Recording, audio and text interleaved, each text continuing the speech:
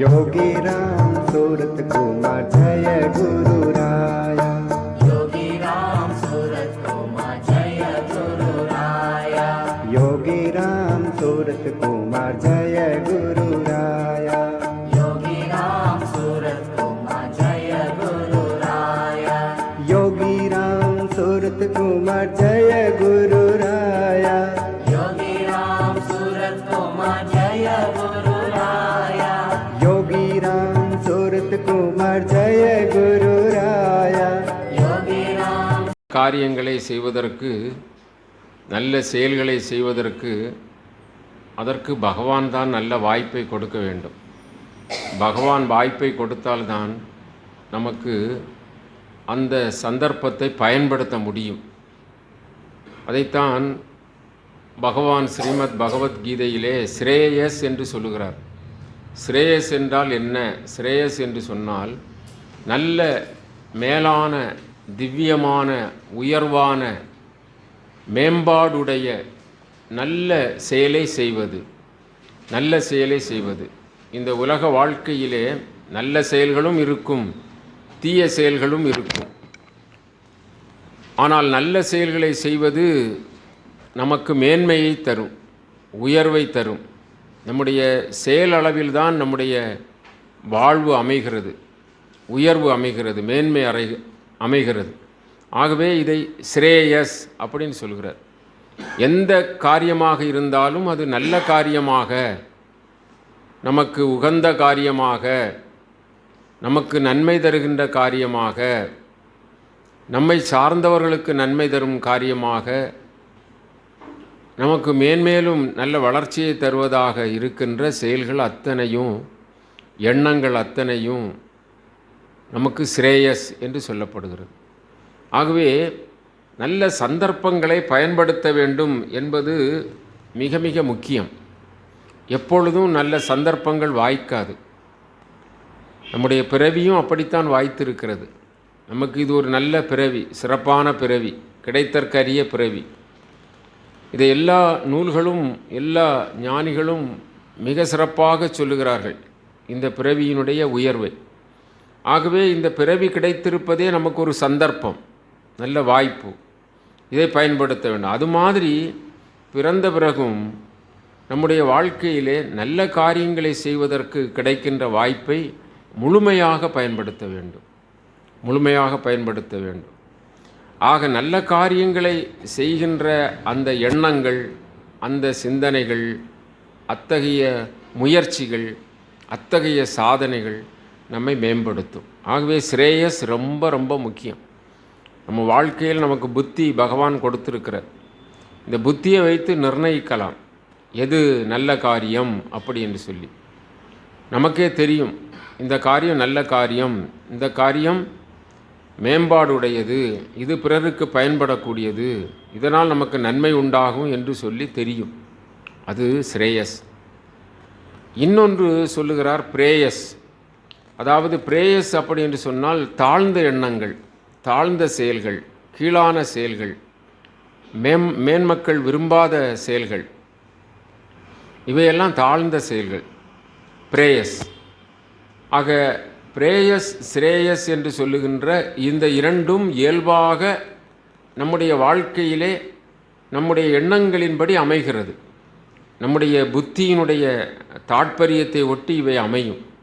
ஆக புத்தி எப்படி செயல்பட வேண்டும் என்று சொன்னால், புத்தி எல்லோருக்கும் இருக்கிறது. அந்த கரணங்களிலே ஒன்று புத்தி, மனம், புத்தி, சித்தம், அகங்காரம் என்று சொல்வோம் அல்லவா? அந்த நான்கும் அந்த கரணம். அந்த அந்த கரணத்திலே ஒன்று புத்தி. புத்தி என்றால் அறிவு. ஆக இந்த அறிவு எல்லோருக்கும் இருக்கிறது. மனிதர்களுக்கு சிறப்பான அறிவு இருக்கிறது.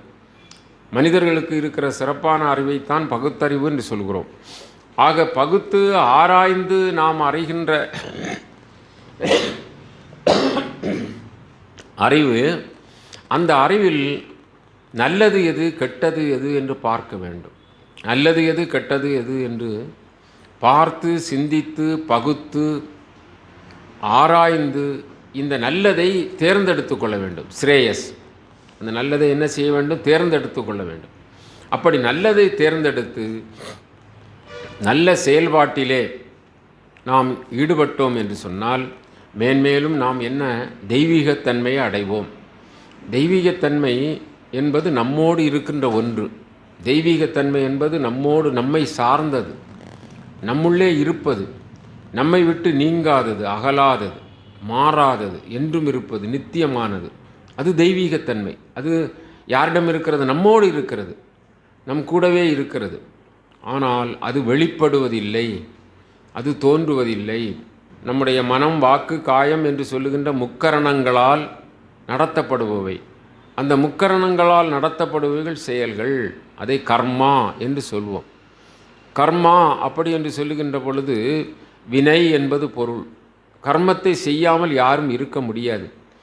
அப்படி ஒருவேளை கர்மத்தை நாம் புறக்கணித்தோம் என்று சொன்னால் நாம் சோம்பல் உடையவர்களாக ஆகிவிடுவோம். அது மட்டுமல்ல, கர்மத்தை தள்ளிய அல்லது கர்மத்தை புறக்கணித்த அந்த செயல்பாடு நமக்கு நன்மை தராது. ஆக செயல்பட்டு கொண்டே இருக்க வேண்டும். செயல்பாடு என்பது நமக்கு மிக மிக முக்கியமானது. எந்த மனிதனும் தன் உடம்பை காப்பாற்றி கொள்ள வேண்டுமென்றாலும் செயல்பட வேண்டும், தன்னுடைய உடைமைகளை காப்பாற்றி கொள்ள வேண்டுமென்றாலும் செயல்பட வேண்டும். ஆக நீங்கள் எந்த காரியத்தை எடுத்துக்கொண்டாலும் அது தற்காப்பாக இருந்தாலும் சரி, அல்லது நம்முடைய பொருள்கள், சொத்துக்கள், அல்லது நம்முடைய பதவி பட்டங்கள், இவைகளையெல்லாம் நாம் வைத்திருக்கிறோம் என்று சொன்னால் நாம் சுதாகரித்து தான் இருக்க முடியும். அப்படி சுதாகரித்து இருந்தால் கர்மம் செய்து தான் ஆக வேண்டும்.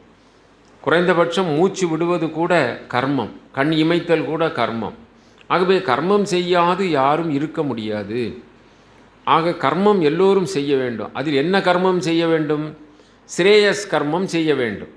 அப்படி ஸ்ரேயஸ் கர்மம் செய்தால் பாதி அழுக்கு நம்மை விட்டு நீங்கும். இந்த ஸ்ரேயஸ் கர்மம் செய்கின்ற பொழுது அதிலே புண்ணியம் நமக்கு கிடைக்கும். பிரேயஸ் கர்மம் செய்கின்ற பொழுது பாவம் நமக்கு கிடைக்கும். ஆக பாவ புண்ணியத்தை நிர்ணயிப்பதும் இந்த நம்முடைய செயல்பாடுகள் தான். நம்முடைய நாம் செய்கின்ற செயல்பாட்டில் இருந்து தான் நமக்கு புண்ணியம் கிடைக்கிறதா அல்லது பாவம் கிடைக்கிறதா. புண்ணியம் என்றால் என்ன? ஒரு மேலான நிலை. பாவம் என்றால் என்ன? ஒரு தாழ்ந்த நிலை. நாம் செய்கின்ற செயல்கள் நிச்சயமாக நமக்கு பலனை தரும். நாம் எந்த செயலை செய்தாலும் அதற்கு எதிர்வினை உண்டு. அதுதான் இயற்கையினுடைய அம்சம். இறை கோட்பாடு அதுதான். இயற்கையே அதற்காக ஏற்றாற்போல் தான் அமைந்திருக்கிறது. நாம் எப்படி மேஜை மீது ஓங்கி அடித்தோமோ அதே வேகத்தில் மேஜை நம்மை அடிக்கும். எந்த செயலுக்கும் எதிர் செயல் உண்டு. ஆகவே நாம் செய்கின்ற ஒவ்வொரு செயலுக்கும் எதிர்வினை உண்டு, எதிர் செயல் உண்டு. ஆக நல்ல காரியங்களை அந்த ஸ்ரேயஸ் செய்தோம் என்று சொன்னால் புண்ணியம் வாய்க்கும். புண்ணியம் என்பது மேலான ஒரு பலன். பாவம் என்பது ஒரு கீழான பலன், அவ்வளவுதான். பாவம் என்பது கீழான பலன். ஆக கீழான பலத்தை நாம் நரகம் என்கிறோம். புண்ணியமான அந்த பலனை சொர்க்கம் என்று சொல்கிறோம். ஆக நமக்கு கிடைக்கின்ற அந்த லாப நஷ்டங்கள், அதாவது அந்த வினையினால் வருகின்ற நன்மையும் தீமையும் நம்முடைய செயல்களில் தான் இருக்கிறது. ஆகவே அந்த செயல்பாடுகள் எதை கொடுக்கும்? புண்ணியத்தையும் பாவத்தையும் கொடுக்கும். புண்ணியம் செய்தால் மேன்மேலும் நமக்கு ஆன்ம லாபம் பெறுகின்ற வாய்ப்பு கிடைக்கும். பாவம் செய்தால் மேன்மேலும் ஆன்ம லாபம் கிடைக்காது சாதாரண மிருக நிலையிலே வாழுகின்ற வாழ்க்கை ஆகிவிடும். ஆகவே நமக்கு என்ன கிடைக்க வேண்டும்? புண்ணியம் கிடைக்க வேண்டும். நல்ல காரியத்தை செய்ய வேண்டும். அப்படின்னா நல்ல காரியத்தை செய்கின்ற பொழுது நல்லது கிடைக்கிறது, தீய காரியத்தை செய்கின்ற பொழுது தீமை கிடைக்கின்றது. ஆகவே தான் ஸ்ரீமத் பகவத்கீதையிலே கண்ண பரமாத்மா சொல்லுகிறார், நீதான் உன்னுடைய நண்பன், நீதான் உன்னுடைய பரம எதிரி. அப்படி சொல்லுகிறார். இதனுடைய தாற்பயம் என்ன? நாம் தான் நம்முடைய வாழ்க்கையை நிர்ணயிக்கிறோம். நாம் தான் நம்முடைய வாழ்க்கையை நாம் பரிணாமப்படுத்தி கொள்கிறோம். நாம் எப்படி வாழுகிறோமோ அப்படி நம்முடைய வாழ்க்கை அமைகிறது.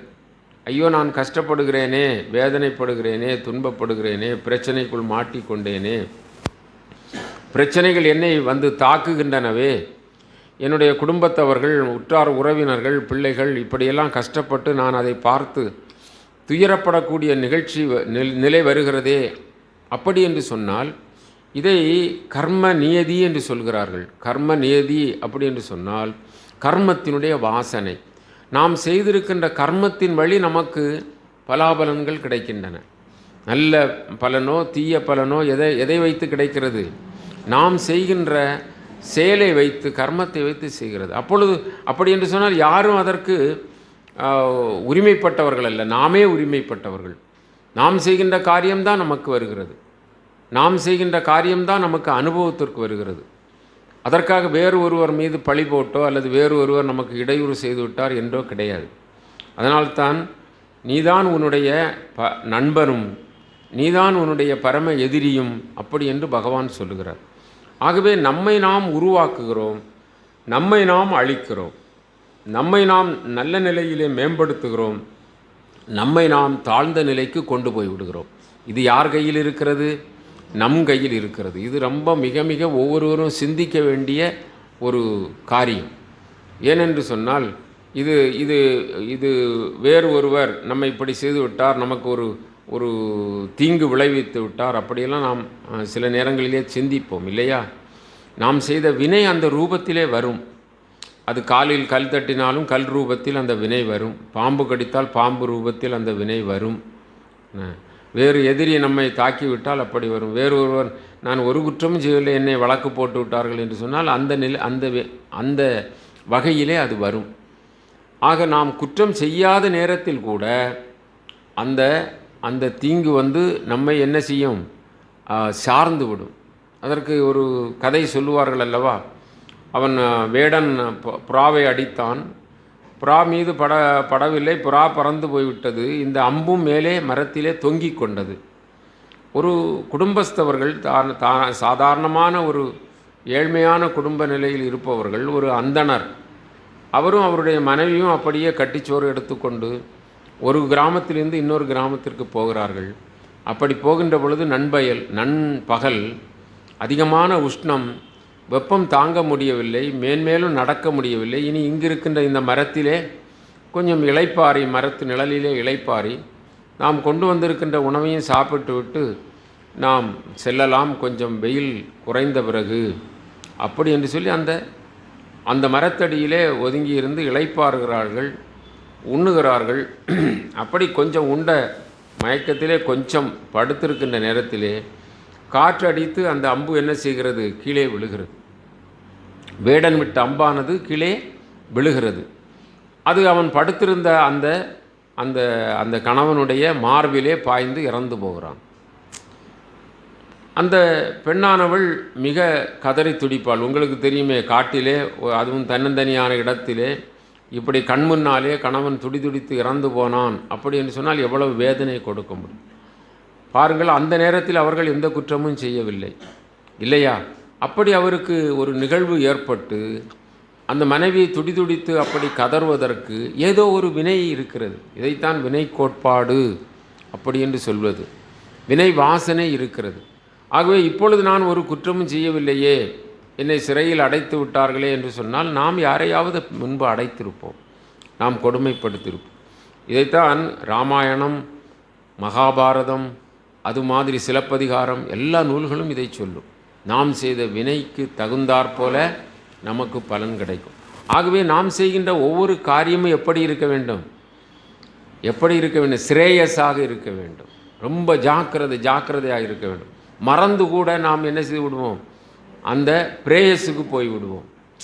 ஒருவரை பற்றி கோள் சொல்வது, குண்டனி சொல்வது, அடுத்தவர்களை பற்றி குறை சொல்லுவது, எதுவாக இருந்தாலும், கையெடுத்து அடிக்காமல் இருந்தால் கூட வாயினால் பேசினாலும், சிலர் கையினால் அடித்தோம், அவர்களுக்கு தொந்தரவு செய்யவில்லை இல்லை அல்லவா?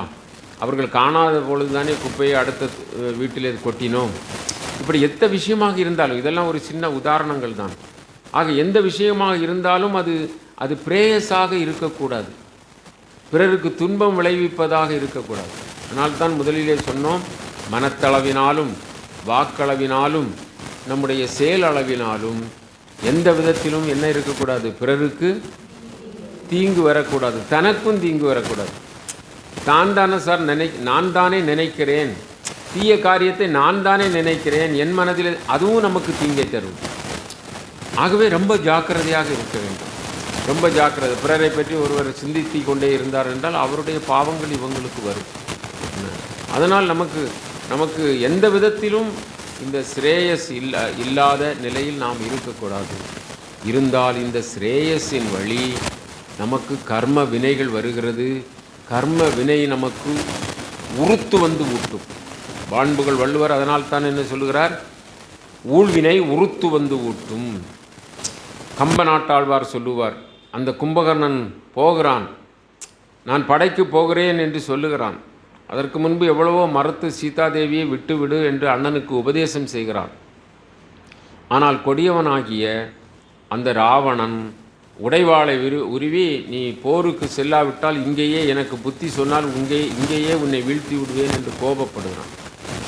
ஆகவே அவன், நான் போகிறேன் அண்ணா, போருக்கு போகிறேன், இனி எனக்கு தயக்கமில்லை, ஆனால் அந்த சீதா இந்த போர்க்களத்திலே வெற்றி வாகை சூடி நான் மீண்டும் வருவேன் என்று நினைக்காதே. அந்த கும்பகர்ணன் சொல்கிறான், வென்றிவன் வருவன் என்று நினைந்திலன். நீ எண்ணாதே அப்படி. நான் அவர்களையெல்லாம் ராமலக்குவர்களை போர்க்களத்திலே வெற்றி வாகை சூடி மீண்டும் திரும்பி வருவேன் என்று நீ நினைக்காதே. நான் போர்க்களத்திலே இறந்துபட்டு போவேன். நான் அப்படி இறந்துபட்டு போனால் அதன் பிறகாவது நீ சீதாதேவியை விட்டுவிட்டு நீ உன்னுடைய குலத்தோடு வாழ்வாயாக, அப்படி என்று சொல்லி அந்த கும்பகர்ணன் சொல்கிறான். இந்த இடத்திலே அவர் சொல்லுவார், விதி நின்றது பிடர்பிடித்து உந்த நின்றது. விதி என்னை போர்க்களத்துக்கு சென்று செத்துப்போ என்று சொல்லுகிறது. நான் போக மாட்டேன் என்று சொன்னால் கூட அந்த விதி நின்றது. அது நான் போக மாட்டேன் என்றால் கூட பிடரியை பிடித்து உந்துகிறது, தள்ளுகிறது. இது ராமாயணம் நமக்கு காட்டக்கூடிய ஊழ்வினை. அது மாதிரி சிலப்பதிகாரத்திலே கண்ணகி சொல்லுவாள். கண்ணகியானவள் அப்படி மேற்கு வாசல் வழியாக போகின்ற பொழுது மதுராபதி தெய்வம் பின்னால் தோன்றும். அம்மா அம்மா என்று பின்னால். ஏனென்றால் அவர் கற்புக்கரசி, சத்தியம் தவறாதவள். ஆகவே அவள் ஸ்ரேயஸில் இருக்கிறாள். கண்ணகி ஸ்ரேயஸில் இருந்ததனால் மதுரையை ஆளக்கூடிய மதுராபதி தெய்வம் என்று சொல்கின்ற தெய்வம், ஸ்ரேயஸ் வாழ்க்கையில் இருப்பவர்களுக்கு தெய்வம் என்ன செய்கிறது? அது என்ன உதாரணத்தை காட்டுகிறது? பின்னடைகிறது, முன்னால் போக முடியவில்லையாம். அதற்கு அவ்வளவு சக்தி, அதற்கு அவ்வளோ ஆற்றல், ஸ்ரேயஸுக்கு அவ்வளவு ஆற்றல்.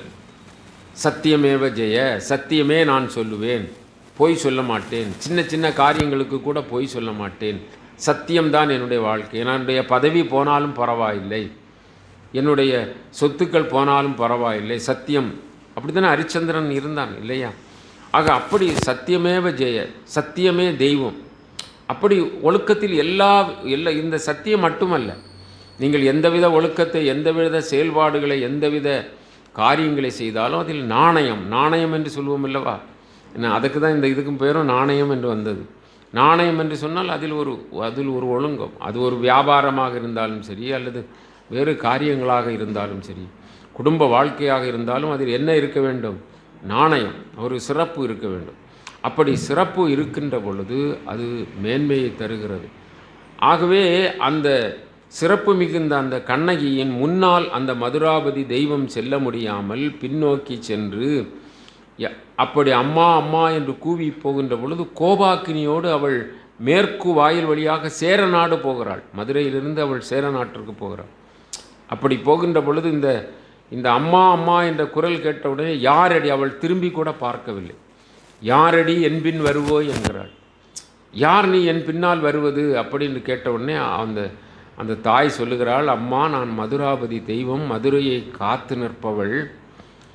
உனக்கு ஏற்பட்ட துன்பத்திற்கு நான் வருத்தமடைகிறேன், நீ வருத்தப்படாதே. உன்னுடைய கணவனுக்கு ஏற்பட்ட துயரம் எதனால் ஏற்பட்டது என்று சொன்னால், உன் கணவன் முற்பிறவியிலே பரதன் என்ற ஒருவனாக இருந்து வேற்று நாட்டு ஒரு வியாபாரியை, வளையல் வியாபாரியை ஒற்றன் என அரசனிடம் மாறாக தெரியாமல் சொல்லி அவனை கொன்று விட்டான். ஆகவே இப்பிறவியிலே என்ன ஆனது? கால் சிலம்பை எடுத்து விற்க வந்தான். இவனை பொற்கொல்லன் காட்டி கொடுத்தான், இவன் கள்வன் என்று, அவனுடைய லாபத்திற்காக இல்லையா? அப்படி உன் கணவன் கொல்லப்பட்டான். முன்பு பரதனுடைய மனைவி எப்படி இறந்தாள்? என் துயர் உற்ற யாவரும் தன் துயர் இற்று வீழ்வதாக என்றாள். மலையிலிருந்து குதித்து இறந்தாள். எனக்கு துன்பப்படுத்தியவர்கள் இது மாதிரி துன்பப்பட்டு அழியட்டும் என்று சொல்லி இறந்தாள். வினை எப்படி வருகிறது பாருங்கள். ஆகவே நாம் இன்று ஒரு பிறர் குடியை கெடுத்தோம் என்று சொன்னால் நம்முடைய குடி கட்டாயம் கெடும். நாம் இன்று ஒருவருக்கு இடையூறு செய்தோம் என்று சொன்னால் கட்டாயம் நமக்கு அது வரும், சந்தேகமே கிடையாது. இந்த கோட்பாடிலிருந்து மாறவே முடியாது. ஊழ்வினை உறுத்து வந்து ஊட்டும். ஏதேனும் விதத்தில் அது நம்ம என்ன செய்யும்? நம்மை அழிக்கும், அந்த பதிலுக்கு பதில் செய்யும். ஆகவே தான் ஜாக்கிரதை ஜாக்கிரதை ஜாக்கிரதை, ரொம்ப கவனமாக இருக்க வேண்டும். ஆக இந்த ஸ்ரேயஸ் பிரேயஸ் அது நம்மை வளர்ப்பதும் நம்மை கெடுப்பதும். இதைத்தான் பகவான் உன்னுடைய பகைவனும் நீ, உன்னுடைய நண்பனும் நீ என்று சொல்கிறார். ஆகவே நம் கையில் தான் அனைத்தும் இருக்கிறது. நம்மை விட்டு அது வேறு ஒருவர் என்ற நிலைக்கே கிடையாது, அல்லது கடவுள் செயல் என்றே கிடையாது, அல்லது நாம் எல்லாம் தான் அதற்கு காரணமாக இருக்கிறோம். எல்லாவற்றிற்கும் காரணம் நாம் தான். ஆக இந்த கர்மத்தை பற்றி பகவான் தெளிவாக சொல்லுகிறார். இந்த 6வது அத்தியாயத்திலே கர்ம சந்நியாசம் என்ற ஒரு வார்த்தையை சொல்லுவார். கர்ம சந்நியாசம் அப்படின்னு சொல்லி. இப்பொழுது கர்மத்தில் ஸ்ரேயஸ் பிரேயஸ் பார்த்தோம். அது மாதிரி கர்ம சந்நியாசம், சந்நியாசம் அப்படி என்று சொன்னால் துறவு என்பது பொருள். சந்நியாசம் நாலாவது நிலை என்ன? பிரம்மச்சரியம், கிரகஸ்தம், வானப்பிரஸ்தம், சந்நியாசம். சந்நியாசம் என்பது துறவு நிலை. இந்த துறவு நிலை எதில் துறவு அப்படி என்று கேட்டால் பகவான் சொல்லுகிறார், கர்ம பலனில் சந்நியாசம் அப்படிங்கிறார். கர்ம சந்நியாசம் அப்படி என்று சொன்னால் கர்மத்தை செய்ய கடமைப்பட்டவன், கர்மத்தினுடைய பலனை அனுபவிப்பதற்கு நீ கடமைப்பட்டவன் அல்ல. கடமைப்பட்டவன் என்றால் உரிமைப்பட்டவன் அல்ல. உனக்கு அதில் உரிமை கொண்டாட முடியாது, கொண்டாடக்கூடாது. கொண்டாடலாம், கொண்டாடினால் அது வேறு நிலை. கொண்டாடாமல் இருந்தால் அதுதான் கர்ம சந்நியாசம். ஆக கர்மத்தை கர்ம யோகமாக்கு அப்படி என்று 3வது அத்தியாயத்தில் சொல்வார் பகவான். கர்மத்தை கர்ம யோகமாக்கு. கர்மமே ஒரு யோகம்தான், கர்மமே ஒரு யோகம்தான். கர்மத்தை செய்யலாம், கர்மத்தை யோகமாக செய்ய வேண்டும். கர்மத்தை செய்யலாம், கர்ம சந்நியாசியாக இருக்க வேண்டும். ஆகவே கர்மத்தை செய்ய பயப்படக்கூடாது. கர்மத்தை செய்யாமல் இருந்தால் நமக்கு பலன் கிடைக்காது. பலன் என்று சொன்னால் அந்த நம்முடைய உள்ளம் தூய்மை அடையாது, அதனுடைய நன்மை நமக்கு கிடைக்காமல் போய்விடும். ஆகவே கர்மத்தை செய்ய வேண்டும். அந்த கர்மத்தை செய்கின்ற கர்மம் ஸ்ரேயஸாக இருக்க வேண்டும். இன்னொன்று, ஸ்ரேயஸாக இருக்கின்ற கர்மமும் கர்ம சந்நியாசமாக இருக்க வேண்டும். அதனுடைய பலனை நாம் என்ன செய்யக்கூடாது? நாம் எதிர்பார்க்கக்கூடாது. கர்மத்தை கர்ம யோகமாக்கு அல்லது கர்ம சந்நியாசியாக இரு. சந்நியாசி என்றால் துறவு. ஆக கர்மத்தை நாம் துறக்க முடியுமா? கொஞ்சம் யோசித்து பாருங்கள்.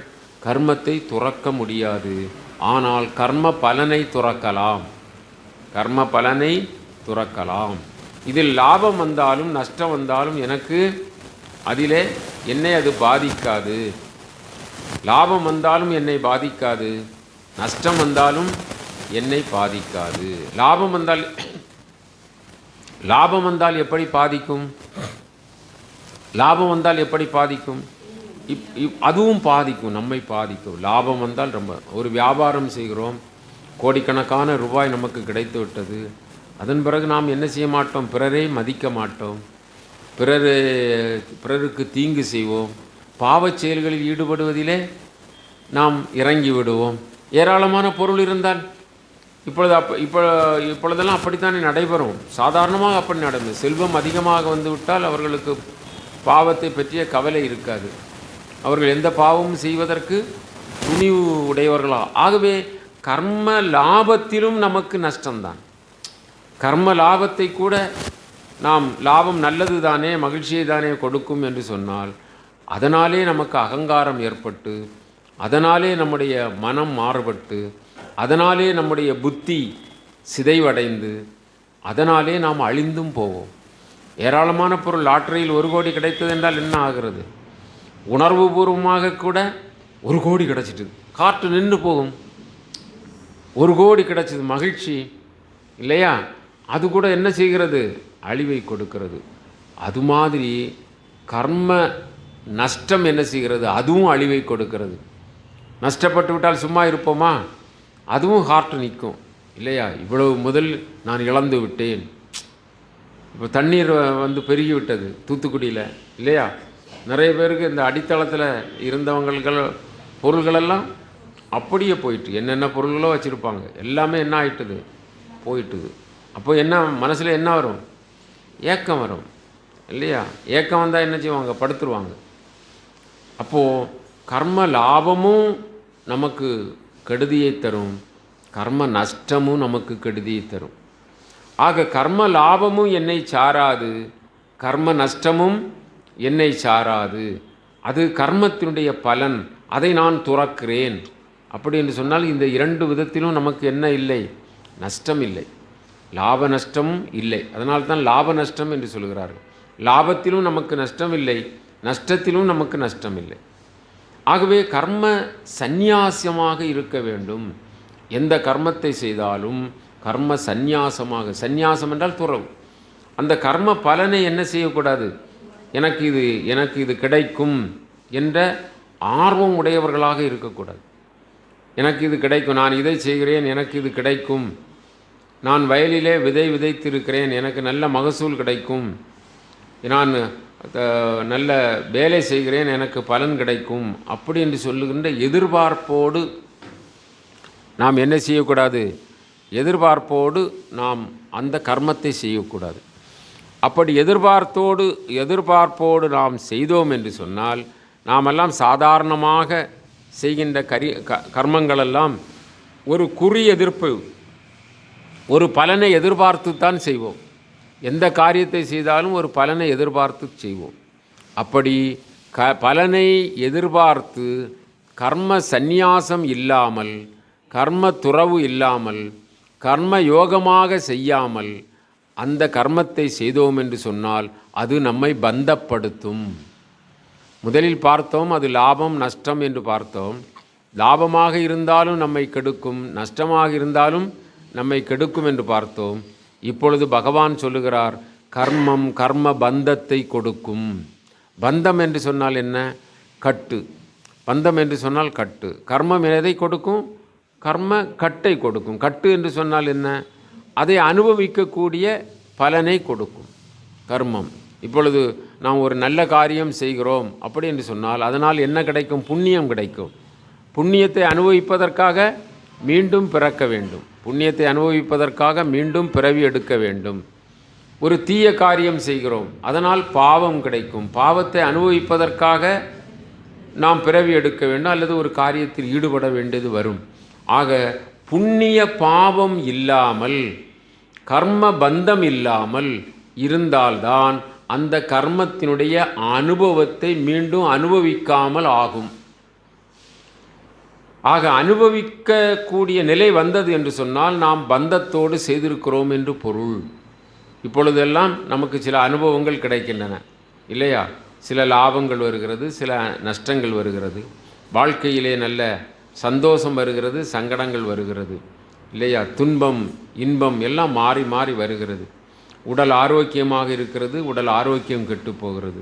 இப்படி எத்தனையோ விதத்திலே நமக்கு லாப நஷ்டங்கள், மன கஷ்டங்கள், நன்மைகள் வருகிறதல்லவா? இவை எல்லாமே இந்த கர்ம பந்தத்தினால் வருவது. ஆக கர்ம பந்தத்தை அனுபவிப்பதற்கு பிறவி உண்டு. கர்ம பந்தமே இல்லை என்று சொன்னால் வினைக்கு வினை இல்லை. வினைக்கு வினை இல்லை, ரொம்ப முக்கியம். வினைக்கு வினை இல்லை. வினைக்கு வினை இருந்து கொண்டே இருந்தால், இப்பொழுது 100 எண்ணுகின்ற பொழுது இன்னொரு 100 அங்கே சேர்ந்து விடும் என்றால், அடுத்த அந்த 100 எண்ணுகின்ற பொழுது அங்கே அடுத்த 100 சேர்ந்து விடும் என்றால், நாம் எண்ணி என்றைக்கு முடிக்க முடியும் இல்லையா? இங்கு 100 எண்ணுகின்ற பொழுது இன்னொரு 100 சேர்ந்து விடும். இங்கு 1 என்று வைக்கின்ற பொழுது அங்கே 1 வந்து விடும். இங்கே 2 என்று வைக்கின்ற பொழுது 2 வந்து விடும். இப்படி ஒரு வரம் இருந்தது என்று வைத்துக் கொள்ளுங்கள். இதை எண்ணி முடித்துவிட்டு நீ போப்பா என்று சொன்னால் என்றைக்கு எண்ணுவது? இங்கு 1 என்று எண்ணினால் இன்னொன்று வந்துவிடும். அப்படி என்றால் இது முடிந்தவுடனே அதை எண்ண வேண்டும், அது முடிந்தவுடனே தெரிந்த விஷயம்தானே. இது மாதிரி நாம் வினை என்றால் செயல், இந்த செயலை செய்து கொண்டு பந்தத்தோடு இருந்தோம் என்று சொன்னால் இந்த வினைக்கு வினை ஏறிக்கொண்டே இருக்கும், வினைக்கு வினை கூடிக்கொண்டே இருக்கும். ஆக இந்த வினையை அனுபவித்து முடிப்பதற்குள் அது கூடிவிடும், அதை அனுபவிப்பதற்குள் அதற்கு அடுத்தால் போல் கூடிவிடும். அப்பொழுது வினை ஓயாது. பந்தம் இருந்தால் வினை ஒரு காலும் ஓயாது. வினையை அனுபவிப்பதற்காக பிறந்து கொண்டே இருக்க வேண்டும். ஆகவே வினை ஓய வேண்டும். வினை ஓய வேண்டும் என்று சொன்னால் இந்த பந்தம் மாற வேண்டும், இந்த கட்டு மாற வேண்டும், இந்த பந்தத்தோடு செய்கின்ற காரியம் மாற வேண்டும். நாம் ஆலயத்திற்கு சென்றால் கூட கடவுளை வழிபடப் போகிறோம், ஆலயத்திற்கு போகிறோம். கடவுள் மீது உள்ள அன்பினால் போவது மிக மிக குறைவு. என்ன அது அது அந்த அந்த அந்த வழிபாடு நிஷ்காமிய வழிபாடு என்று சொல்வார்கள். நிஷ்காமிய வழிபாடு என்று சொல்வார்கள். நிஷ்காமிய வழிபாடு. நிஷ்காமிய வழிபாடு என்றால் நமக்கு எந்த காமியமும் இல்லை. காமியம் என்றால் வேண்டுதலும் இல்லை. வேண்டுதல் இல்லாத வழிபாடு. அப்படி யாரும் வழிபட்டது மாதிரி நமக்கு தெரியாது. வழிபட மாட்டார்கள், யாரும் வழிபட மாட்டார்கள். நிஷ்காமிய வழிபாடு இருக்காது. ஏதோ வெள்ளிக்கிழமை தோறும் நான் கோயிலுக்கு போகிறேன் என்று சொன்னால் ஏதோ ஒரு பின்னணி வைத்திருப்பீர்கள். நான் வெள்ளிக்கிழமை தோறும் 10 வாரம் வருவேன், எனக்கு நல்ல ஆரோக்கியம் கிடைக்கணும், அல்லது எனக்கு பிள்ளைக்கு சுகம் கிடைக்கணும், ஏதாவது ஒன்று. ஒரு 25 மாதம் நான் பிரதோஷத்துக்கு ஒழுங்காக சிவாலயத்திற்கு வருவேன். அப்படின்னால் ஏதோ ஒன்று ஒரு ஒரு ஒரு சின்ன ஒரு ஒரு ஒரு வியாபாரம் அங்கு வைத்திருப்போம். ஒரு சாமிக்கும் நமக்கும் என்ன வைத்திருப்போம்? ஒரு வியாபாரம் வைத்திருப்போம், ஒரு ஒரு ஒப்பந்தம் வைத்திருப்போம். அந்த ஒப்பந்தத்தின்படி தான் போவோம். மற்றபடி சாதாரணமாக நாம் சாமியை அன்போடு வழிபடப் போகிறேன் என்று சொல்வது மிக மிக குறைவாகத்தான் இருக்கும். அது ரொம்ப ஸ்ரேயஸ் உள்ளவர்களுக்கு தான் அது நடக்கும். மற்றவர்களெல்லாம் காமியத்தோடு தான் போவோம். ஏதேனும் ஒரு விதத்தில் காமியம் இருக்க வேண்டும். எனக்கு குழந்தை வேண்டும், நல்ல கணவன் வேண்டும், அல்லது ஆரோக்கியம் வேண்டும், நல்ல செல்வம் வேண்டும், நல்ல படிப்பு வேண்டும், நல்ல பதவி வேண்டும், இல்லையா? அப்படி ஏதேனும் ஒரு விதத்தில் ஒரு ஒரு வேண்டுதல் படிதான், ஒரு ஒரு ஒரு ஒரு லாப நோக்கில்தான், ஒரு பேரம் பேசிதான், அல்லது ஒரு ஒப்பந்தத்தின்படி தான் கடவுளை நாம் கும்பிடுவோம். இதுக்கு பேர் தான் காமிய பக்தி. காமிய பக்தி. இந்த காமிய பக்தி இல்லாமல் அன்போடு போய் நான் பகவான் ஒரு நாள் நான் வந்து கும்பிடாவிட்டால், ஒரு நாள் பகவான் நாமம் சொல்லாவிட்டால், ஒரு நாள் நமக்கு ஒரு ஒரு நன்மை ஒரு ஒரு ஒரு அவரை பேசாவிட்டால் எனக்கு நிம்மதி இல்லை என்று சொல்லுகின்றவர்கள் ரொம்ப குறைவாக இருப்பார்கள். அதுதான் அப்படிப்பட்ட இயல்பான தன்மை வர வேண்டும்.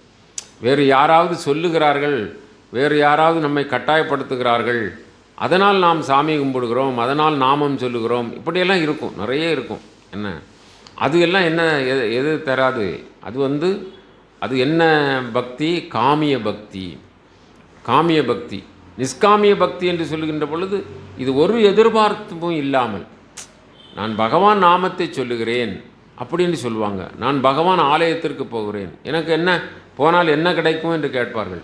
நீங்கள் கோயிலுக்கு போயிட்டு வாங்க, திருச்செந்தூருக்கு அல்லது ஒவ்வொரிக்கு அல்லது சுசீந்திரத்துக்கு போயிட்டு வாங்கன்னா போனால் என்ன கிடைக்கும்னு கேட்பாங்க, இல்லையா?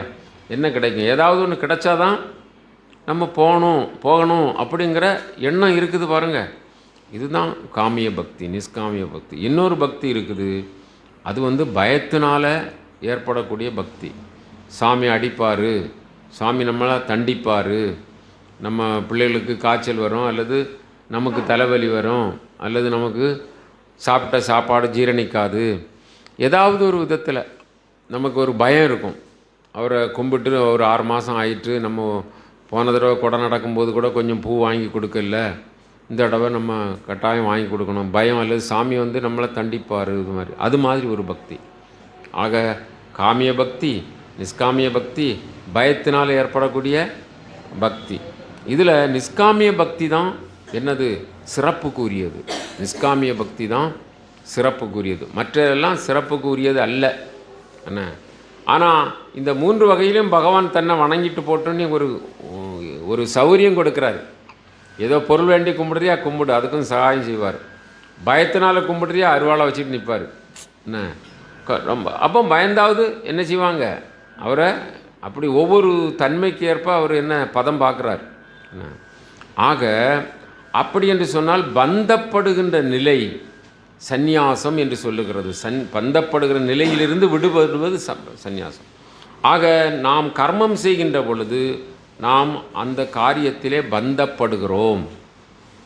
பந்தப்படாமல் இருக்க நாம் முயற்சிக்க வேண்டும். பந்தப்படாமல் இருக்க நாம் முயற்சிக்க வேண்டும். அது எப்படி முயற்சிப்பது? எந்த கடமையை திறம்பட செய்ய வேண்டும்.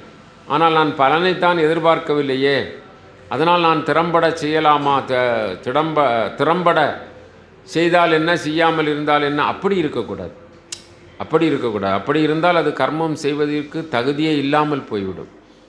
விளைநிலத்திலே விளைநிலம் பயிர் போடுகிறார், நல்ல உரம் இடுகிறார், பூச்சி புழுக்கள் தாக்காமல் பாதுகாக்கிறார், இப்படி எல்லாம் செய்யணும். தண்ணீர் பாய்தல். நான் தான் பலனை எதிர்பார்க்கலையா, அது காய்ச்சா என்ன, காய்க்காமல் போனால் என்ன? அப்படி இருக்கக்கூடாது. அது வேறு சிந்தனை. அப்படி போகக்கூடாது. கர்மத்தை திறம்பட செய்ய வேண்டும். ஆனால் அதில் என்ன கிடைத்தாலும் அது பகவான் கொடுத்த பிரசாதமாக ஏற்றுக்கொள்ள வேண்டும்.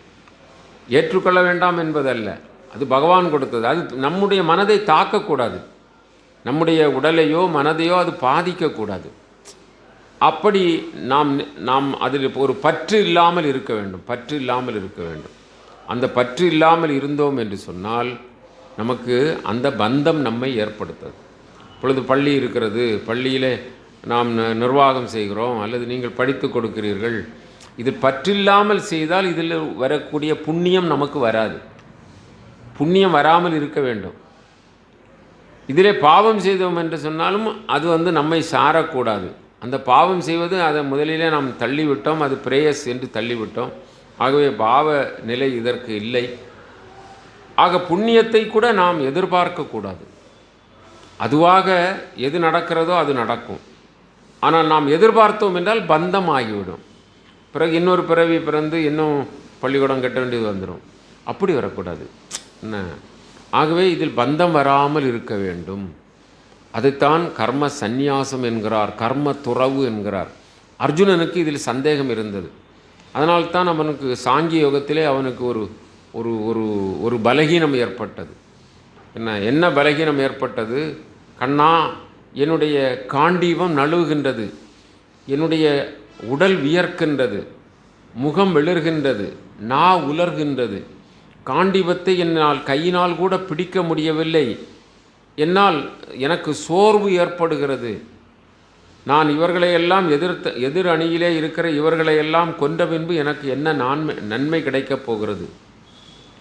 இவர்களெல்லாம் என்னுடைய உறவுக்காரர்கள், பாட்டனார், மாமனார், தம்பி, அண்ணன், மாதுலர், மைத்துனர், இப்படி எத்தனையோ சொல்லுகிறார். அப்படி உறவுக்காரர்கள்லாம் அங்கே நிற்கிறார்கள்.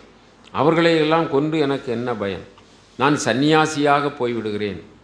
போர் வேண்டாம், நான் நிராயுத பாணியாக நிற்கிறேன், இவர்கள் கொன்று போகட்டும் என்னை. அப்படி இல்லாவிட்டால் கூட நான் காற்றுக்கு போய் சந்நியாசம் ஆக்கி கொள்கிறேன். அப்படிலாம் சொல்லுகிறான். அவன் சொல்வது நியாயம் போல் தெரியும். இவர்களெல்லாம் கொன்றால் எனக்கு பாவம்தானே வரும். இவர்கள் ஏற்கனவே பாவிகள். இவர்களை கொன்றால் எனக்கும் தான் பாவம் வரும். அதனால் எனக்கு இந்த வேலையே வேண்டாம் என்று சொல்லி அவன் சொல்லுகிறான். அப்பொழுதுதான் கண்ண பரமாத்மா அவனை கர்மத்தில் ஈடுபடுத்துகிறார். நீ யுத்தம் செய்ய வேண்டும், நீ சத்திரியன் என்று கர்மத்திலே ஈடுபடுத்துகிறார். ஆனால் நீ இந்த கர்மத்தை கர்ம யோகமாக செய் என்கிறார். இதுதான் அங்கே முக்கியம். இதனுடைய பலன் காரியங்களை எல்லாம் நீ என்ன செய்து விடு? துறந்து விடு. இதுதான் கீதையில் வரக்கூடிய. தெரியாதவர்கள் இந்த இடத்தில் தான் தடுமாறுவார்கள். ஏன் கொலை செய்ய கண்ணன் தூண்டுகிறான்? கொலை செய்ய தூண்டுவது ஒரு குற்றம்தானே, அப்படியெல்லாம் சொல்லுவார்கள். கண்ண பரமாத்மா என்ன சொல்லுகிறார்? இந்த இடத்திலே நீ கர்மத்தை கர்ம சந்நியாசமாக செய். இது நீ செய்யக்கூடிய காரியம் அல்ல, அதனால்தான் நானே செய்கிறேன் என்று விஸ்வரூபத்தை காட்டினார். எல்லா காரியங்களும் யார் செய்கிறார்? அந்த விஸ்வரூபத்தில் என்ன ஆனது? அந்த அக்ஷௌனி சேனைகளெல்லாம் அவருடைய வாய்க்குள்ளே சென்று மடிகின்றன. எல்லா பேர்களும் இறக்கிறார்கள். அப்போ நீ ஒரு நிமித்த காரியம். நாம் யாரு? நிமித்த காரியம். நான் இதை செய்கிறேன் என்ற எண்ணம் உனக்கு வேண்டாம். நீ நிமித்த காரியமாக இருக்கிறாய். நிமித்த காரியம் என்றால் எதுபோல? நிமித்த காரியம் சிலை வடிக்கின்ற அந்த சிற்பிக்கு ஒரு நிமித்த காரணமாகத்தான் என்ன இருக்கிறது? உளி இருக்கிறது. உளி நான் சிலையை செதுக்கினேன் என்று கர்வப்பட்டால் ஏதாவது பிரயோஜனம் உண்டா? கிடையாது. ஒளி செதுக்கவில்லை. அது மாதிரி தான் இறைவன் செய்து கொண்டிருக்கிறான். எந்த வடிவத்திலிருந்து செய்து கொண்டிருக்கிறான்? இது ரொம்ப கவனிக்க வேண்டும். எந்த வடிவத்திலிருந்து செய்து கொண்டிருக்கிறான்? ஒரு வளர்மதி வடிவு, ஒரு என்ன ஆமாம், எந்த வடிவத்தில் இங்கே செய்து கொண்டிருக்கிறான்? பள்ளியில் படித்து கொடுக்குறீங்க, என்ன வடிவம் எல்லாம் என்ன? ஒரு வளர்மதி வடிவம், உங்கள் பேர் என்னது? கலைச்செல்வி வடிவம், உங்கள் பேர் என்னது? என்ன? பிரபஜா. இப்படி ஒவ்வொரு பேருடைய வடிவத்தில் யார் இருந்து செய்கிறா? பகவான் செய்கிறான். அதைத்தான் கீதையில் அவர் சொல்கிறார், நான் தான் எல்லாம் செய்கிறேன். ஆனால் அவர் நான் தான் சொல்கிறாரு, செய்கிறேங்கிறார். நம்ம என்ன செய்கிறோம்? பிடிச்சி வச்சுக்கிட்டு நான் தான் செய்கிறேன்னு நம்ம பிடிக்கிறோம். அப்போது இப்போ இதெல்லாம் அவர் செய்கிறாரு என்று நினச்சால் நமக்கு கர்வம் வருமா? கர்வம் வராது. அதனுடைய லாப நஷ்டம் நமக்கு வராது. அதனுடைய சுகதுக்கம் நமக்கு வராது இல்லையா? சுகதுக்கமும் நமக்கு வராது. ஏன்? எல்லாம் அவனை சார்ந்தது. அவன் தான் செய்திருக்கிறான். நான் செய்தேன் என்று சொல்லுகின்ற பொழுது தானே அதில் நன்மை. நான் செய்தது இப்படி ஆகிப்போச்சே, அல்லது நான் செய்ததுனால இப்படி வெற்றி ஆயிட்டே. அப்போ நான் செய்கிறேனுங்கிறது மாதிரி ஒரு அந்த அகந்தை வருகின்ற பொழுது கர்ம பந்தம் வருகிறது. நன்றாக கவனிக்க வேண்டும். ஒவ்வொன்றும் ஒவ்வொன்றிலே தொடர்புடையது. பகவான் எல்லாம் நானே செய்து கொண்டிருக்கிறேன், ஆனால் வெவ்வேறு வடிவம். இந்த வடிவங்களெல்லாம் பகவானுடைய வடிவம். இந்த வடிவத்திலே அவன் இப்பொழுது கேட்டுக்கொண்டிருக்கிறான். இந்த வடிவத்திலே இவன் பேசி கொண்டிருக்கிறான், பகவான் பேசி கொண்டிருக்கிறான். இப்படி ஒவ்வொன்றையும் சிந்தித்து பாருங்கள். நமக்கு என்று சொல்லி அந்த நானுக்கு புறம்பாக இன்னொரு நான் இல்லை. அந்த நான் தான் இருக்கிறது, அதுக்கு புறம்பாக இன்னொரு நான் இல்லை. அப்படி என்றால் லாப நஷ்டங்களிலோ கர்ம சந்நியாசத்திலோ நமக்கு என்ன இல்லை? பந்தம் இல்லை. நான் என்று சொல்லுகின்ற பொழுது பந்தம் ஏற்படுகிறது. ஆகவே கர்மத்தை செய்ய வேண்டும், கர்மாதீதனாக இருந்து செய்ய வேண்டும். கர்மாதீதனும் கர்ம சந்நியாசம் ஒன்று தான். கர்மாதீதன் கர்மத்திற்கு அதீதமானவன். கர்மம் செய்வான், ஆனால் கர்மாதீதனாக இருப்பான். கர்மம் செய்வான், கர்மம் செய்யாதவனை போல் இருப்பான். புரியுதா? பம்பரத்தை வேகமாக கயிற்றில் சுழற்றி விட்டோம் என்று சொன்னால் பம்பரம் வேகமாக ஆடும், ஆனால் பார்வைக்கு ஆடாதது போல் இருக்கும்.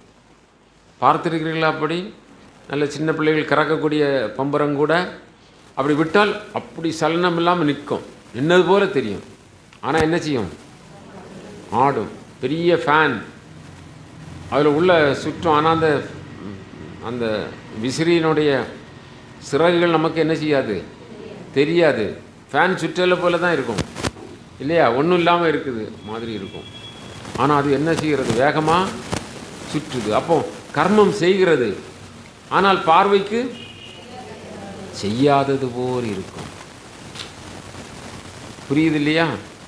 ஆக பம்பரம் வேகமாக சுற்றுகின்ற பொழுது அப்படி ஆடாமல் அப்படி அந்த ஒற்றை காலில் நின்னது போல் இருக்கும். பார்த்திருக்கிறீர்களா? அப்படி அது கர்மாதீதம். கர்மம் நடைபெறுகிறது, ஆனால் அது அலட்டிக்கிறது இல்லை இல்லையா? நீங்கள் ஒவ்வொருத்தரும் ரொம்ப நல்லா படித்து கொடுப்பீங்க, நல்ல சீரியஸாக சின்சியராக நல்ல வேலை செய்கிறீங்க, ஆனால் அலட்டிக்கிட மாட்டீங்க. என்னால் தான் இப்படி, நான் தான் இப்படி செய்தேன் இல்லையா? இதுதான் கர்மாதீதம். கர்மம் செய்வோம், அதனுடைய லாப நஷ்டம் நமக்கு இல்லை, அதனுடைய வெற்றி தோல்வி நன்மை நமக்கு இல்லை, அதனுடைய இருமைகள் எதுவுமே கிடையாது, அந்த வினைக்கும் எனக்குமே பந்தம் இல்லை. இப்படி இருக்கும்போது இந்த பிறவியிலேயே நமக்கு வினை சேராட்டு பிறவி இல்லை. வினை சேராவிட்டால் என்ன இல்லை? இங்கே 100 எண்ணுகிற வரை, அதனால் ஒரு உதாரணம் சொன்னேன். 100 எண்ணுகிற வரை, அங்கே 100 சேராவிட்டால் முடிஞ்சு போச்சு, எண்ணி முடிச்சிடலாம். இங்கே 100 எண்ணுகின்ற பொழுது அங்கே சேர்ந்து கொண்டிருந்தால் தானே கஷ்டம் இல்லையா? ஆகவே கர்மாதீதன். வேதம் சொல்லுகிற ஒரு வார்த்தையின்படி நாம் வாழ்ந்தால் போதும். நிறைய படிக்க வேண்டியதில்லை, நிறைய பேச வேண்டியதில்லை, சிந்திக்க வேண்டியதில்லை. ஒரு வார்த்தையை பின்பற்றினால் போதும். கர்மாதீதனாக இருந்தாலே போதும், அவன் சிரேயஸாக இருந்தாலே போதும் இல்லையா? நீண்ட தூரத்தில் கடலில் கப்பல் போகும், அது 100 கிலோமீட்டர் வேகத்திலெல்லாம் போகும். என்ன 80, 70, 100, 150 கிலோமீட்டர் தூரத்துலலாம் கப்பல் போகும் தண்ணீரில். ஆனால் அங்கேருந்து நம்ம பார்க்கும்போது கப்பல் நின்று போல இருக்கும்.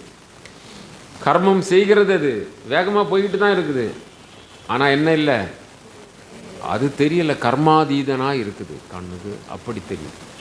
கர்மம் செய்ய மாட்டோம், கர்மம் செய்ய மாட்டோம், ஆனால் செய்தது போல நடிப்போம். கர்மம் செய்ய மாட்டோம், ஆனால் செய்தது போல நடிப்போம். அதுக்கு உதாரணம் என்ன, நம்ம இருக்கிற ட்ரெயின் ஓடலை, பக்கத்து ட்ரெயின் தான் ஓடுது. ஆனால் நம்ம ட்ரெயின் நான் வண்டி புறப்பட்டுன்னு சொல்லுவோம். அந்த பக்கம் பார்த்தா வண்டி புறப்படலை, நிற்குது. அந்த பக்கம் பார்த்தா வண்டி நிற்குது, நம்ம இருக்கிற வண்டி நிற்குது. இந்த பக்கம் பார்த்தா நம்ம வண்டி வேகமாக ஓடுது. ஓடுறது எந்த வண்டி? பக்கத்தில் இருக்கிற வண்டி ஓடுது. அப்போது கர்மம் செய்யாமலேயே படோடபமாக ஆகி கர்ம பந்தத்துக்கு ஆளாகிற ஆளும் இருக்குது. என்ன, கர்மம் செய்துக்கிட்டே கர்மத்து செய்து நமக்கு அதுக்கு சம்பந்தம் இல்லைப்பான்னு சொல்லிக்கிட்டு இருக்கக்கூடிய ஆளும் இருக்குது. கர்மாதீதனாக இருக்கக்கூடியவங்களும் இருக்கிறாங்க. என்ன, அப்போது கர்மாதீதனாக இருக்கக்கூடிய அந்த நிலை மிக மேலான நிலை. அதுதான் கர்ம சந்நியாசம். துறவு என்று சொன்னால் எங்கோ வாழ்க்கையை துறந்து காட்டிலே போய் இருப்பது துறவு என்பது அல்ல. கர்மத்திலிருந்து கர்ம சந்நியாசமாக வேண்டும். அப்போது கர்ம சந்நியாசம் ஆவதற்கு இன்னொரு படித்தரத்தை சொல்லுகிறார். அது சங்கல்பம் என்று சொல்கிறார். சங்கல்பம் என்று சொன்னால் அது ஒரு வகையில் ஆசை. ஆசைக்கு நாம் ஒரு முடிவு கட்டுவோம், அதற்கு பெயர் சங்கல்பம்.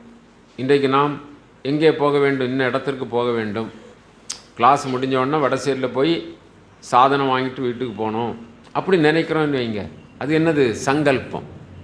அதுக்கு பேர் சங்கல்பம். சாமி இன்றைக்கு சாமி கும்பிட போகணும், சங்கல்பம். இந்த வேலையை செய்ய போகணும், சங்கல்பம். இதெல்லாம் ஒரு சங்கல்பம். இந்த சங்கல்பம் என்பது ஆசையினுடைய தொடக்கம், ஆசையினுடைய நிலைப்பாடு தான் சங்கல்பம். நீங்கள் அப்படி சங்கல்பம் செய்திருக்கிறீங்களா? காவிரியில் போய் இன்றைக்கி தீர்த்தம் ஆடணும்னு சங்கல்பம் செய்திருக்கிறீங்களான்னு கேட்பாங்க. அப்படி கேட்டால் அதுக்கு அர்த்தம் என்ன? நீங்கள் அப்படி ஒரு ஆசையாக வச்சுருக்கிறீங்களா? மனசில் ஒரு திட்டம் வச்சுருக்கிறீங்களா? அதுக்கு பேர் தான் சங்கல்பம். இந்த சங்கல்பம் தான் ஆசையாக பரிணமிக்கிறது. நமக்கு ஆசை என்ற ஒன்று இருந்தால் நமக்கு நம்முடைய பயணம் நெடுந்தூர பயணமாகத்தான் இருக்கும். நெடுந்தூர பயணம்னா இன்னும் எத்தனையோ கோடி பிறவிகள் எடுக்கணும்.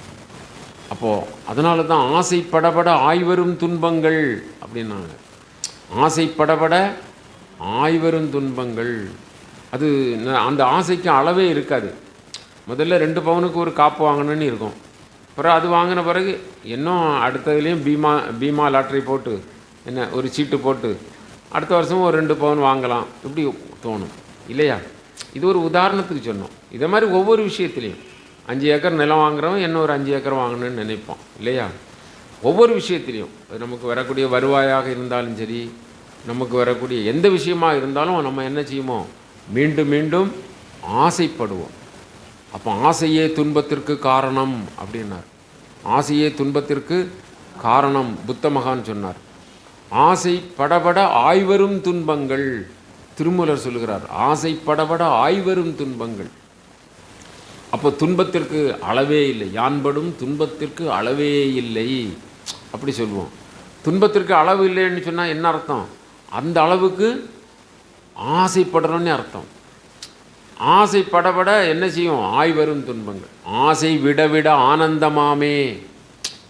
ஆசையை எவ்வளவுக்கு எவ்வளோ விடுறோமோ அவ்வளவுக்கு அவ்வளோ ஆனந்தமாக இருக்கணும். ஆனந்தம் அப்படின்னு சொன்னால் ரொம்ப முக்கியம். ஆனந்தம் கிடைக்காதது. ஆனந்தம்தான் நம்முடைய நோயை நீக்கக்கூடியது.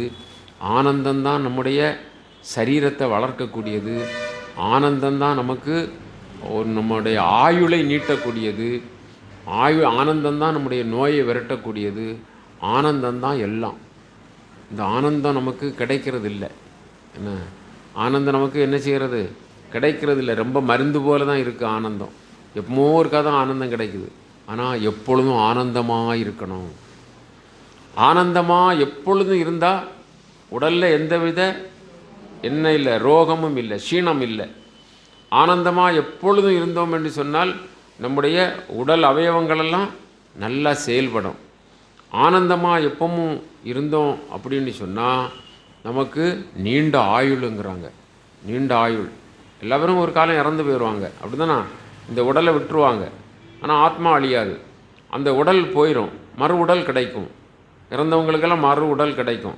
சட்டையை கலத்தி போட்டு புது சட்டை போடுறது மாதிரி பலகீனமான சட்டையை போட்டுக்கிட்டு பலமுடைய சட்டையை, அதாவது கிழிஞ்ச சட்டையை போட்டுட்டு நல்ல சட்டை எடுத்து போட்டது மாதிரி இறந்தவங்கெல்லாம் திரும்ப திரும்ப என்ன செய்கிறாங்க? சட்டை போட்டுட்டு வந்துக்கிட்டே இருக்காங்க. என்ன, யாருக்கு பேர குழந்தையாட்டா வருவாங்க, என்ன பேர குழந்தையாட்டோ பிள்ளையாட்டோ வருவாங்க. அது யார்? முந்தி இங்கே ஓடி சுற்றிட்டு தெரிஞ்ச ஆள் தான். இப்போ இப்படி வந்திருப்பார். அப்போ முந்தி அவர் சீனப்பட்டுட்டார், உழைச்சி கஷ்டப்பட்டு இல்லையா, ரொம்ப சீனப்பட்டு உடல் மெலிஞ்சி அப்படி ஆகிட்டார். இப்போ என்ன சட்டை போட்டுக்காரு? புது சட்டை. டெய்லி வளரும் குழந்தை, டெய்லி வளரும் இல்லை, வளர்புரை மதியானம் தானே குழந்தை வளருது, என்ன நல்ல பலமாக ஆரோக்கியமாக. அப்போ புது சட்டை போட்டுக்காரு. அப்போ வந்திருக்க ஆளெல்லாம் புது சட்டை போட்டு வந்திருக்க, நீ மனசிலாக்குறீங்களா? மனசிலாக்கணும். வந்திருக்க ஆள், நம்ம வீட்டில் ஒரு குழந்தை பிறந்திருக்கு, அல்லது அக்காளுக்கு குழந்தை பிறந்திருக்கு, தம்பிக்கு பிறந்திருக்குது, அல்லது நம்ம பிள்ளைகளுக்கு, நம்ம பேர பிள்ளைகளுக்கு இப்படியெல்லாம் வருது இல்லையா? புதுசாக நிறையா வருது இல்லையா? அப்புறம் எல்கேஜியில் கொண்டு விடுவாங்க, அப்போ தான் நமக்கே வேலை இருக்குது. அப்படியெல்லாம் கொண்டு வராங்கல்ல, அது என்ன புது சட்டை போட்டுட்டு வந்திருக்கு. என்ன இவன் என்ன சொல்லாததெல்லாம் சொல்கிறாங்கன்னா, அவன் புது சட்டை போட்டுட்டு வந்திருக்கான். முந்தி இவன் சொல்லி பழகினவன். புரிஞ்சு இல்லையா? மனசிலாகுதா? எல்லாமே நீங்கள் நல்ல நுட்பமாக பார்த்தீங்கன்னா, பழைய ஆட்கள் போயிருக்க ஆள் புது சட்டை போட்டு நம்ம வீட்டிலே வந்திருக்கோம், நம்ம வீட்டிலே வந்து சுற்றிருக்கோம். அதனால் அவங்களுக்கு தெரியும் ஈஸியாக. அவங்கெல்லாம் அந்தந்த காரியங்களில் தேர்ச்சி பெற்று வந்துடுவாங்க. ஏன்னா அவருக்கு இது பழக்கப்பட்ட விஷயம்.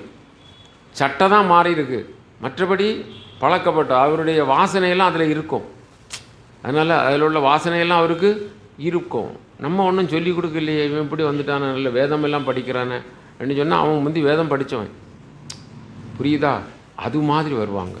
அப்போது இந்த ஆசைப்பட்டால், அதுக்கு தானே வந்தோம். ஆசைப்பட்டால் என்ன ஆகும்னா துன்பங்கள் அதிகமாகி கொண்டே இருக்கும். ஆசைப்படப்பட ஆய்வரும் துன்பங்கள். ஆக துன்பத்திற்கு காரணம் யார்? அப்போ நம்ம தான். துன்பத்திற்கு காரணம் நம்ம தான். எல்லா விதத்திலும் துன்பப்படுவோம். ஒரு 50 பவுன் சேர்த்துட்டேன்னு வைங்களாம், ஏதோ கஷ்டப்பட்டு வேலை பார்த்து அல்லது சொத்துக்களை விற்றெடுத்து சேர்த்துட்டோன்னா அப்புறம் வீட்டில் நிம்மதியாக உறங்க முடியுமா? கேட்டு ஏதோ ஒரு காற்று அன்னைக்கு கேட்டு சந்தம் கேட்டாலும் முழிப்பு வந்துடும். என்ன காரணம்? 50 பவுன் வீட்டில் இருக்குது, 50 பவுன் வீட்டில் இருக்குது, 50 பவுன் வீட்டில் இருக்குது. அப்போ என்ன இருக்காது? நிம்மதி இருக்காது. யாரும் கதவை தட்டாட்டும், யாரோ கதவை தட்டின போல் இருக்கும். என்ன ஓட்டை யாரும் பிரிக்காட்டும், ஓட்டை கருவுறுத்தது போல் இருக்கும். என்ன காரணம்? 50 பவுன் வீட்டில் இருக்குது. புரியுது இல்லையா? அப்போது ஆசைப்பட்டால் நம்ம செல்வத்தை சேர்க்குறோம், ஆசைப்பட்டால் நம்முடைய காரியங்களில் வேகப்படுத்துகிறோம், ஆசைப்பட்டால் என்னது இல்லாமல் போகுது? நிம்மதி இல்லாமல் போகுது. ஆசைப்பட்டால் ஆனந்தம் இல்லாமல் போகுது. அப்போ ஆனந்தம் ஒரு பக்கம், ஆசை அதனுடைய அடித்தளம். அப்போ ஆனந்தம் இருந்தால், அதுக்கு தான் நம்ம முந்தி சொல்லிக்கிட்டே இருந்தோம், ஆனந்தம் இருந்தது என்று சொன்னால் மகிழ்ச்சியாக இருக்கணும். எப்போவும் யார் தூங்கு மூஞ்சி போலையோ, என்ன தூங்கு மூஞ்சி அப்படி எண்ணி நம்ம சொல்லுவோம் சாதா, அது போலையோ, அல்லது துக்கமே மாதிரியோ, அல்லது எதையோ இழந்தது போலையோ ஒரு காலம் என்ன செய்யக்கூடாது? இருக்கக்கூடாது. அது நானாசார் இருக்கேன், எனக்குள்ள கஷ்டம் அப்படியில் இருக்குதுன்னு நம்ம சொல்லலாம். ஆனால் அந்த கஷ்டத்தை நிராகரித்து என்ன மலர்ச்சியாக சந்தோஷமாக, நம்முடைய கஷ்டம் இன்னைக்கு காலையில் டிஃபன் சாப்பிட்ருக்க மாட்டோம், தண்ணி மட்டும் சாப்பிட்டு வந்திருப்போம். என்ன வீட்டில் உள்ள சூழ்நிலை அல்லது நம்முடைய கஷ்டம் அப்படி இருக்கலாம், நமக்குன்னு இல்லை, இது நம்மளை சொல்கிறது இல்லை, இப்படி இருக்கலாம். ஆனால் அவங்க என்ன செய்ய மாட்டாங்க? வெளியே காட்டிக்கிட மாட்டாங்க. நம்ம 8 இட்லி சாப்பிட்டு வந்திருப்போம், நம்ம எப்படி சிரிச்சுக்கிட்டு இருப்போமோ அவங்கள மாதிரி அவங்களும் சிரிச்சுக்கிட்டு இருப்பாங்க. புரியுது இல்லையா? அவங்க நான் இன்னைக்கு தண்ணி தான் குடிச்சிட்டு வந்தேன்னு சொல்ல மாட்டாங்க, ஆனால் நம்மளை விட உற்சாகமாக இருப்பாங்க. அப்போ அது என்ன செய்யுது? அது என்னது? அதுதான் அந்த பயிற்சியின் மூலம் கொண்டு வர்றது. சின்ன விஷயம் எல்லாம் இருக்கும், பெரியது. ஆனால் வரும்போது பாருங்கள், ட்ரெயினில் ஒரு அரை மணிக்கூர் நிற்க வேண்டி வந்துட்டு, வரும்போது பாருங்கள் அரை மணிக்கூர் நிற்க வேண்டி வந்துட்டு, அன்று முழுதும் சொல்லிக்கிட்டே இருப்பாங்களா? இருக்க மாட்டாங்க. இப்படி ஆள் பார்த்துருப்பீங்க. என்ன அல்லாட்ட நமக்கே அனுபவம் இருக்கும். ஏதோ அவ்வளோ நன்மையாக நடந்திருக்கும். ஒரு சின்ன கஷ்டம் வந்தால் அதையே சொல்லி பாடிக்கிட்டே இருப்போமா? இருக்க மாட்டோமா? இது துக்கத்துக்கு நம்ம முதலிடம் கொடுக்கறது. துக்கத்துக்கு முதலிடம் கொடுக்கக்கூடாது. சிரித்த முகம், எப்பவும் சிரித்த முகம். அப்போ புன்சிரிப்பாக இருக்கிறதும் ஒரு பெரிய அழகு தானே இல்லையா? நகை அழகெல்லாம் அழகல்ல, என்ன அழகு? என்னம்மா? புன்னகையே நகை. நான் நகை என்றால் புன்னகை, அப்படிதானே? புன்னகை. அப்போது அது மாதிரி நம்முடைய முக மலர்ச்சியாக ஆரோக்கியமாக இருந்தால் நாளாவட்டத்தில் அது நம்முடைய உடம்பில் ஒரு டாக்டர் ரொம்ப தெளிவாக சொல்லியிருக்கிறாரு. நாம் சந்தோஷமாக இருந்தால் அதுக்குன்னு ஒரு அட்ரீனலாக ஏதோ ஒரு பேர் சொன்னார், எனக்கு அது சரியாக தெரியல. இந்த விஷயத்தை மட்டும் புரிஞ்சுக்கிட்டேன். ஒரு நல்ல என்சைம் நமக்கு சுரக்குதான் உடம்பில். அதே நேரத்தில் துக்கமாக இருந்தோம்னா ஒரு தீய என்சைம் சுரக்குதான். அப்போ தீய என்சைம் நம்ம துக்கப்பட்டோன்னா தீய என்சைம் சுரந்தோன்னா நம்மளை உடம்பை என்ன செய்கிறோம்? பாதிச்சிடும்.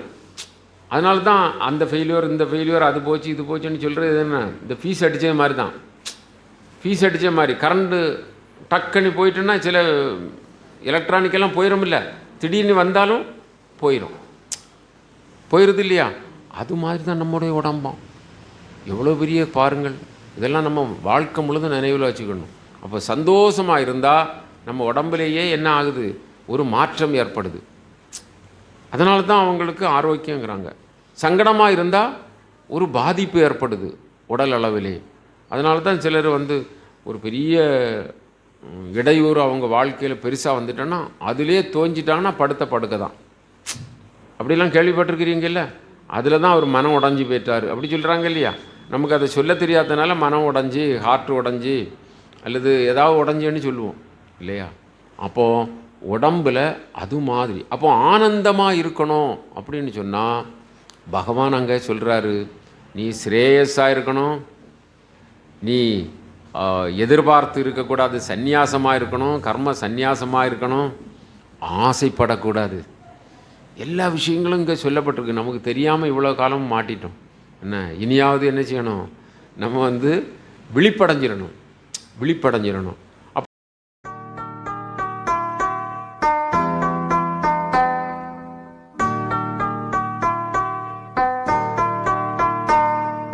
योगी राम सूरत कुमार जय गुरु राया।